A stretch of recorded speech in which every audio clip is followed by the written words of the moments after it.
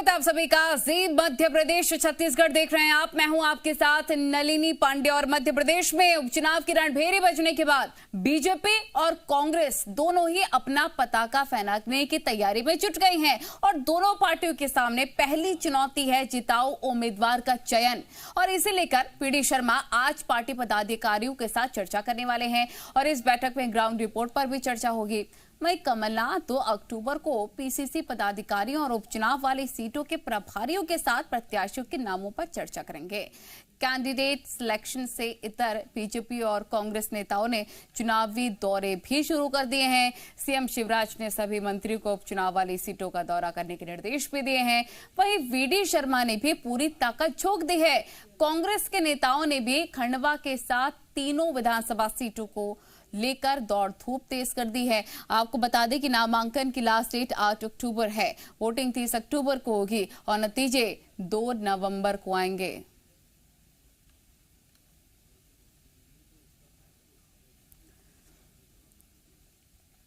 तो नंद कुमार सिंह चौहान के निधन के बाद खाली हुई खंडवा लोकसभा सीट पर बीजेपी के संभावित प्रत्याशियों की बात करें तो यहां पर नंदू भैया के बेटे हर्षवर्धन सिंह चौहान, साथ ही पूर्व मंत्री और कद्दावर नेता अर्चना चिटनेस और बीजेपी महासचिव मालवा के साथ निमाड़ में पकड़ रखने वाले कैलाश विजयवर्गीय का नाम रेस में है। वहीं कांग्रेस की तरफ से अरुण यादव की दावेदारी मजबूत दिख रही है। वहीं निर्दलीय विधायक सुरेंद्र सिंह शेरा भी अपनी पत्नी के लिए कांग्रेस से टिकट मांग रहे हैं, यानी कि कांग्रेस से अरुण यादव और जयश्री ठाकुर संभावित प्रत्याशी हैं। और अब बात पृथ्वीपुर विधानसभा सीट की कर लेते हैं। कांग्रेस के पूर्व मंत्री बृजेंद्र सिंह राठौर के निधन से खाली हुई इस विधानसभा सीट पर कांग्रेस की तरफ से बृजेंद्र सिंह के बेटे नितेंद्र सिंह संभावित प्रत्याशी हैं। कांग्रेस यहां पर सहानुभूति वोट बैंक के सहारे जीत दर्ज करना चाहती है। वहीं बीजेपी के संभावित प्रत्याशियों में पूर्व राज्यपाल राम नरेश यादव की पौत्र वधू रोशनी यादव, पिछले चुनाव में दूसरे नंबर पर रहे शशिपाल यादव और इसके साथ ही बीजेपी जिला अध्यक्ष अखिलेश अयाची और पूर्व विधायक अनीता नायक का नाम सामने आ रहा है।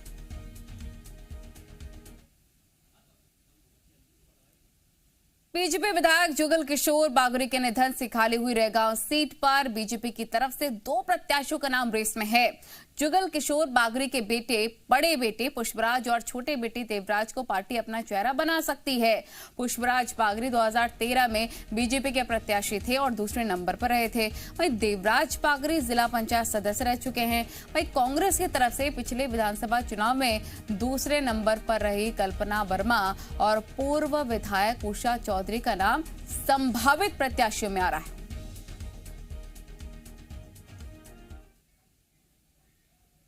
और अब बात कर लेते हैं आदिवासी सीट जोबट से, जहां विधायक कलावती भूरिया के निधन से खाली हुई ये सीट बीजेपी की तरफ से 3 नाम संभावित प्रत्याशियों की लिस्ट में आ रहे हैं। पूर्व विधायक माधो सिंह डावर का नाम आ रहा है। जिला पंचायत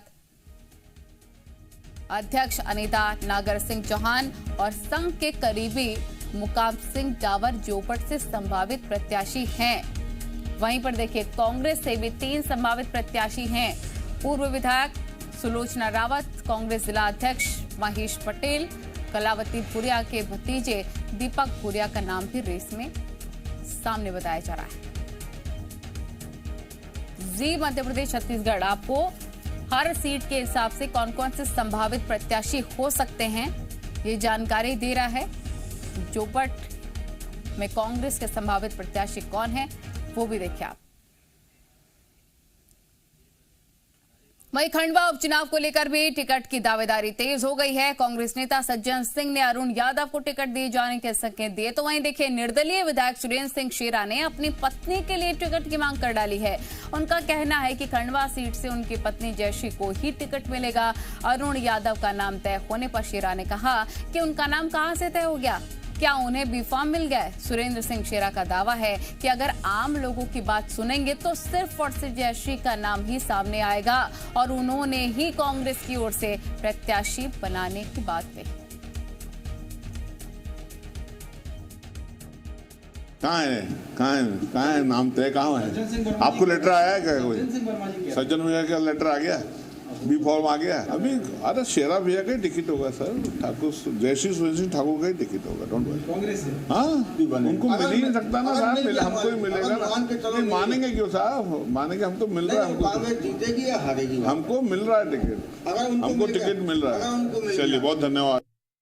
हमारे दो रिपोर्टर तमाम जानकारी के साथ हमारे साथ जुड़ गए हैं। खंडवा के साथ हमारे साथ जुड़ गए हैं प्रमोद सिन्हा और प्रमोद सिंह, मीडिया रिपोर्टर हमारे साथ भोपाल से जुड़ गए हैं। सबसे पहले प्रमोद, आपके पास आना चाहेंगे।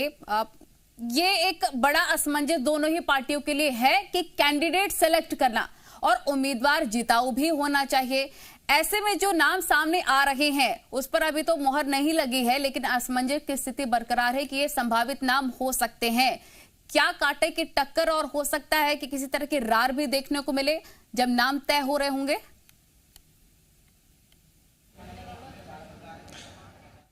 रार तो नजर आने लगी है। खंडवा से कांग्रेस जो दावेदारों की बात करें तो अरुण यादव अपना दावा ठोक रहे हैं, सुरेंद्र सिंह सीरा अपनी पत्नी की उम्मीदवारी का अलग दावा ठोक रहे हैं। तो और लेकिन गौर करने वाली बात यह है कि तीनों विधानसभा सीट पर जो बीजेपी कांग्रेस के दावेदार हैं और इसके साथ साथ खंडवा लोकसभा सीट पर तो स्थिति देखिए दोनों तरफ बराबर है, लेकिन थोड़ी सी आगे कांग्रेस पार्टी दिखाई दे रही है। क्योंकि पृथ्वीपुर की यदि बात करें तो कांग्रेस की तरफ से जो देखिए ब्रजेंद्र सिंह राठौर के बेटे को टिकट देने की प्रबल संभावना है। तो इसी तरीके से देखिए अरुण यादव आगे नजर आ रहा है। हालांकि सुरेंद्र सिंह सेरा रोड़ा बने हुए अरुण यादव के टिकट में और वो दम भर रहे हैं कि सर्वे के आधार पर उनकी पत्नी जयश्री को टिकट मिलेगा। लेकिन बीजेपी में देखिए कई जगह पसोपेश की स्थिति है। हम सबसे पहले रैगांव में चलते हैं। रैगांव में देखिए जुगल किशोर बागरी के निधन के बाद ये सीट खाली हुई है। वहां पर जुगल किशोर बागरी के दोनों जो बेटे हैं वो टिकट का दावा भर रहे हैं और दोनों ही टिकट की मांग को लेकर मैदान में हैं, अपनी अपनी तैयारी कर रहे हैं। देखिए जुगल किशोर बागरी के बड़े बेटे पुष्पराज बागरी भी टिकट मांग रहे हैं, छोटे बेटे देवराज बागरी भी जानेंगे सिलसिलेवार तरीके से, क्योंकि प्रमोद सिन्हा खंडवा से जुड़े हुए हैं तो खंडवा सीट के बारे में अच्छे से वो बता पाएंगे। नंद कुमार सिंह चौहान के निधन से प्रमोद सिन्हा ये सीट खाली हुई और कितना इसमें असमंजस लग रहा है। जो दावेदारी सामने आ रही है पार्टियों की तरफ से प्रत्याशियों की, उसमें कितना दम है, क्या हवा है खंडवा की? देखिए पहले असमंजस की बात करते हैं कांग्रेस के लिए, तो कांग्रेस में कोई असमंजस नहीं है। हाँ। कांग्रेस में एकमात्र उम्मीदवार अरुण यादव हैं, वही दमखम रखते हैं, टिकट उनको मिलेगा तो वो लड़ेंगे। इसके अलावा कोई भी उम्मीदवार इतना दमदार नहीं है कि वो खंडवा लोकसभा क्षेत्र का चुनाव लड़ता है। रही बात तेरा भैया की, उनकी धर्मपत्नी की, तो ये कोई नाम नहीं है। सिर्फ जोर जोर से चिल्लाने से या मीडिया में बाइट देने से कोई दावेदार नहीं बन जाता। जनता सब देखती है कि जयश्री सुरेंद्र सेरा कौन है, कितना काम किया। ना तो कोई निर्दलीय काम किया उन्होंने, ना ही कोई पार्टी के क्षेत्र में काम किया। आधे बुरहानपुर को अगर छोड़ दें तो खंडवा लोकसभा क्षेत्र की 8 विधानसभाओं में से 7.5 विधानसभा में जयश्री सेरा को कोई नहीं जानता। अच्छा। सिर्फ चिल्लाने पर से कोई दावेदारी नहीं हो जाती। क्या यूं कहें कि हमें टिकट दे दो या मीडिया को एज ए टूल यूज कर लो या अपने कुछ कार्यकर्ताओं से कहलवा दो और कार्यकर्ता और पदाधिकारी अपने अपने लाइन को बढ़ाने के लिए आवाज उठाते रहे और उससे कोई टिकट नहीं हो जाती है। ये स्पष्ट रूप से मैं आपको बता दूं, फिलहाल अरुण यादव ही मजबूत दावेदार हैं। ये खंडवा के लोग, खंडवा का संगठन, खंडवा की जनता जानती है, इसके अलावा कोई नाम नहीं है। दूसरी बात भारतीय जनता पार्टी की कर ले तो यहाँ पर असमंजस की स्थिति है। मुख्यमंत्री शिवराज सिंह चौहान भावनात्मक रूप से नंद कुमार सिंह बेटे को टिकट देना चाहते हैं, लेकिन अंदर खाते से जो खबर आ रही है उनके बेटे को भी न तो संगठन, न सीनियर भारतीय जनता पार्टी के नेता और न ही क्षेत्र के कार्यकर्ता पसंद कर रहे हैं। क्यों कि नंद कुमार सिंह बेटे ने राजनीतिक रूप से खंडवा लोकसभा क्षेत्र में कोई काम नहीं किया, नहीं उन्होंने कभी कोई संगठनात्मक रूप से सक्रियता दिखाई।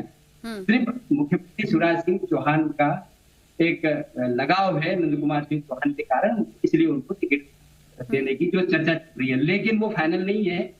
अर्चना चिटनीस है, काफी कद्दावर नेता रही है बुरहानपुर क्षेत्र में भी और खंडवा लोकसभा क्षेत्र में भी, उन्हें बहुत काफी लोग जानते हैं। मैं आपको बता दूं, खंडवा लोकसभा क्षेत्र में 8 विधानसभा हैं, 3 जिले हैं। खंडवा की 3 विधानसभा सीट है, खरगोन की 2 सीटें हैं, बुरहानपुर की 2 विधानसभा सीटें हैं और देवास जिले की बाकी। इस तरह से 8 विधानसभा क्षेत्र हैं। तो जनप्रतिनिधि या संसद या उसका उम्मीदवार, सांसद पद का उम्मीदवार ऐसा होना चाहिए जिसका समग्र पूरी क्षेत्र में लोग इसे जाने। सिर्फ नाम भरने से कुछ नहीं है। एक और प्रमुख दावेदार जो नाम सुनने में आ रहा है वो कैलाश विजयवर्गीय। अच्छा, उनका नाम चर्चा में है और हो सकता है उन्हें भी अगर टिकट मिल जाए तो वो भी पूरे क्षेत्र में तो प्रमोद सिन्हा, ये माना जाए खंडवा सीट के हिसाब से कि बीजेपी के पास संभावित प्रत्याशियों की भरमार है, लेकिन जैसा आप कांग्रेस के लिए बता रहे हैं कि अरुण यादव की दावेदारी मजबूत दिख रही है। सुरेंद्र सिंह शेरा भले ही पक्षधर हों कमलनाथ के, लेकिन स्पष्ट नहीं हो पा रहा है कि उनको मौका मिलेगा या नहीं, उनकी पत्नी को। ये अरुण यादव की दावेदारी इसलिए है क्योंकि कांग्रेस में कोई कैंडिडेट ही नहीं है। कोई दमदार कैंडिडेट सामने आए तो हम बता सके कि अरुण यादव के अलावा भी एक कोई दावेदार है। कांग्रेस संगठनात्मक रूप से इतनी मजबूत नहीं है, सिर्फ अरुण यादव के बल पर ही कांग्रेस का संगठन थोड़ा बहुत यहाँ पर दिखता है। अगर वो भी नहीं रहे तो फिर कांग्रेस कार्यकर्ता जो है वो उनको नेतृत्व देने वाला भी कोई नहीं बचेगा यहाँ पे। तो यही, क्योंकि सब्स्टिट्यूट नहीं है ना, सबसे बड़ी चीज यह है कांग्रेस में सब्स्टिट्यूट नहीं है, इसलिए अरुण यादव का दावेदारी मजबूत है। अच्छा, ठीक है, आपके पास लौटेंगे। भोपाल का रुख कर लेते हैं। सुरेंद्र सिंह शेरा जी हमारे साथ फोन लाइन पर जुड़ गए हैं। सुरेंद्र जी, हमारे रिपोर्टर भी खंडवा से जुड़े हुए हैं। वो कह रहे हैं कि जो आपने दावा किया है कि आपकी पत्नी सुश्री को टिकट मिलना तय है और उनके ही बारे में जनता ज्यादा जानती है, लेकिन यहाँ पर तो जानकारी मिल रही है कि अरुण जी का नाम पूरी तरह से पक्का होता नजर आ रहा है, क्योंकि जैसा हमारे रिपोर्टर कह रहे हैं कि कोई सब्स्टिट्यूट ही नहीं कांग्रेस के पास बचा है। जी सुरेंद्र जी, आप कितना दावा कर रहे हैं कि आपकी पत्नी को टिकट मिलना पक्का है, ये बताइए। पूरा जनता की आवाज है। जनता चाहती है कि हम चुनाव लड़े, हम प्रतिनिधित्व करें जनता का। जनता चाहती है ऐसा है। हमारे रिपोर्टर खंडवा से प्रमोद जुड़े हैं। प्रमोद, सुरेंद्र जी खुद हमारे साथ जुड़ गए हैं। आप जो बातें कह रहे थे, जो बता रहे थे जानकारी की हवा क्या है, जनता क्या सोच रही है, जरा बताइए। जनता सोच रही है मेरे लिए साहब। प्रमोद जी, सुरेंद्र सिंह जी सुन रहे हो यदि मेरी बात, तो मैं उनसे कहूं कि श्रीमती श्री शेरा का फोटो जो है सार्वजनिक रूप से स्क्रीन पे दिखा दे और एक सर्वे करवा ले कितने लोग उनके चेहरे को जानते हैं, और वो सारी चीजें क्लियर हो जाएगी। क्योंकि कार्यकर्ता, भारतीय कांग्रेस पार्टी के कार्यकर्ता खुद ही कह रहे हैं कि जयश्री जी ने न तो कोई फील्ड में काम किया है, न कांग्रेस के लोग उन्हें जानते हैं, न पदाधिकारी जानते हैं, न कार्यकर्ता जानते हैं, तो पब्लिक को जानना तो बहुत दूर की बात है। तो ये तो आप ही के कांग्रेस के खेमे से ही सारी चर्चाएं आती है और वही चीज हम आपको बता रहे हैं और ये हकीकत भी है।